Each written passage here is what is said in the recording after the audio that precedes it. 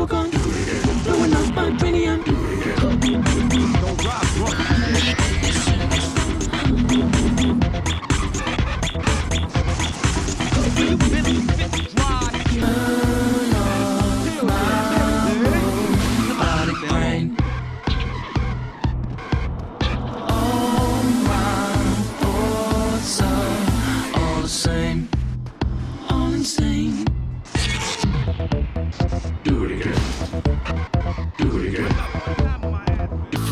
DJ Witch. Neznal bys mě, kdybych nebyl rapper. Nesral bych tě, kdybych nebyl rapper. Jebal bych.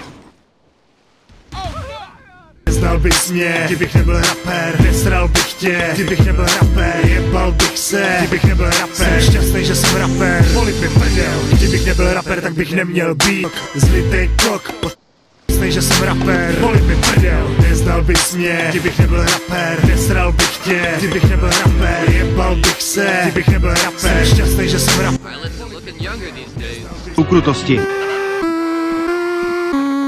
O interprety a autory téhle písně, která je volně dostupná na internetu, se velice intenzivně zajímá policie. Z hudebního hlediska je to čistý amatérismus. Hrozí těmto mladíkům až 3 roky za mřížemi. Kriminalisté ale celou věc berou velice vážně.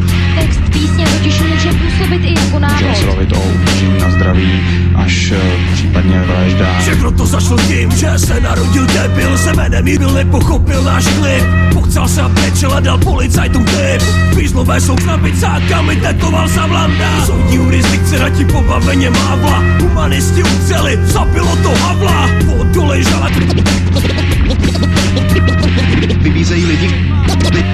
Nemusíš být Columbu ani Sherlock Holmes, abys poznal, že to slušný člověk zase odnes. Tenhle soudní proces byl jedna velká fraška. Potom co jsme vyhráli, padla nejedna flaška. Evu a Vráskali chtěli napůsobit ztráty. Já byl souzený jenom za rapovej verš. Cítil jsem se jak plastic people of the universe. Po revoluci se to asi moc nezměnilo, když může být umělec souzený za svý dílo. Neudělal nic, kdyby radši udělali zásah. Proti bezdomovcům postříleli je za zápach. Celý tenhle zátah určitě stál hroznou sumu.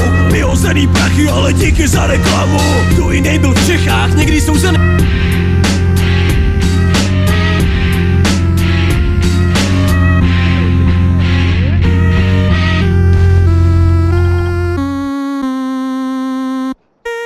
Pořádně si